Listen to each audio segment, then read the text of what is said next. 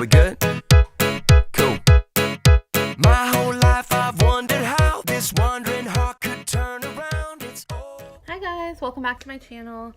Today I want to talk to you guys about morning baskets. For the longest time, we've been homeschooling for 8 years, and for the longest time morning baskets were really intimidating to me, and I wasn't really sure how to incorporate them into our curriculum and into our day. So this video is not only about morning baskets, but how to use morning baskets with older kids, because I have a middle schooler and a high schooler, so we don't have any young kids at home. So I'm just going to show you some of the stuff. We don't actually keep a basket, but we call it our morning basket.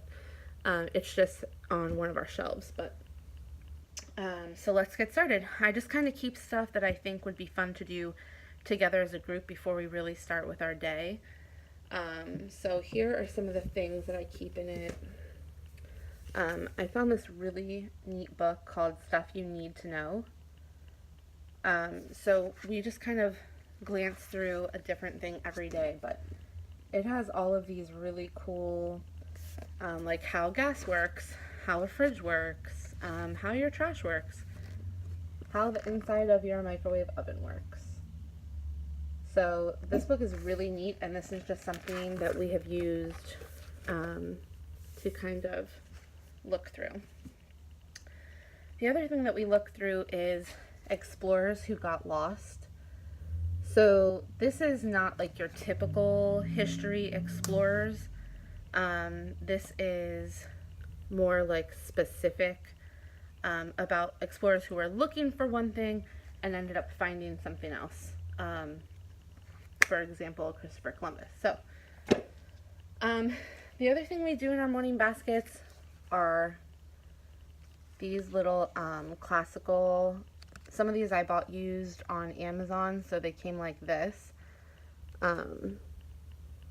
So if you open them up, they have like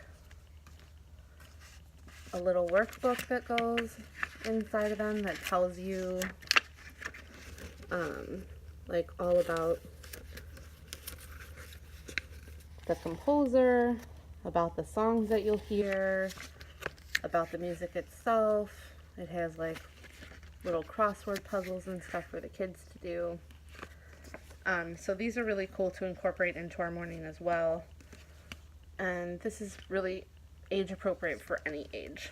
So we have the story of Swan Lake, the Sorcerer's Apprentice, and Casey at the Bat. And like I said, you can order these on Amazon used, and like this one was a copy from the library that came for pretty cheap. The other thing we use is the Children's Book of Art. This book is really nice on the inside, and it just kind of goes through like different art styles.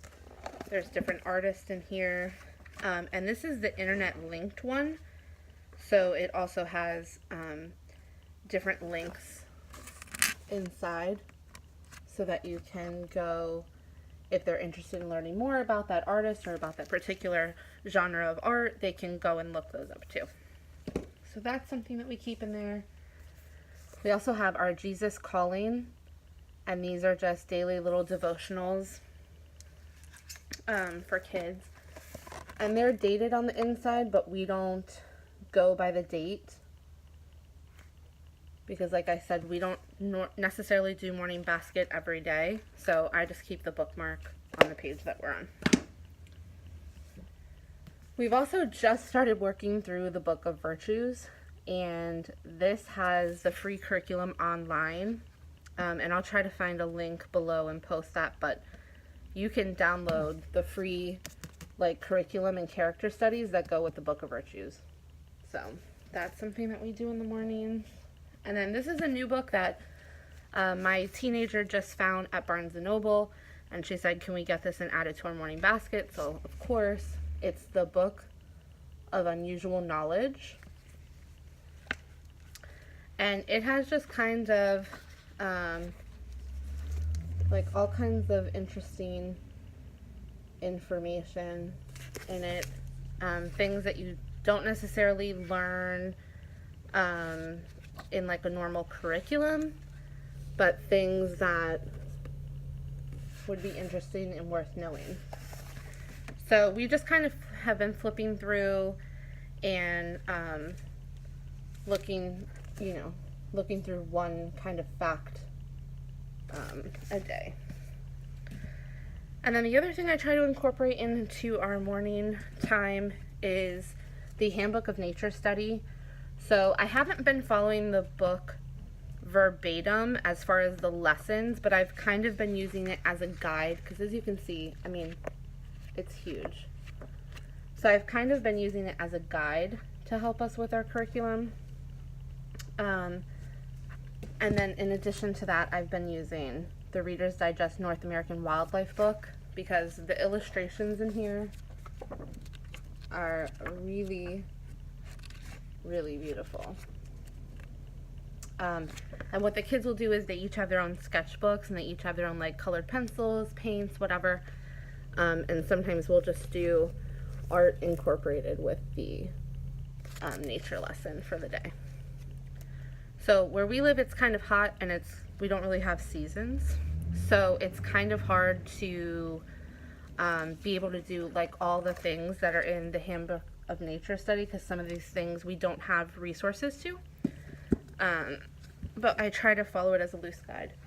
And then the other thing that I have is a read aloud book that we're doing together. So right now I have The Secret Garden in here. But I'll kind of switch these books out depending on what their interests are, and then also depending on the time of year. So around Christmas, this is one that I love, A Story of Christmas and All of Us. It is very beautifully illustrated with pictures from the movie.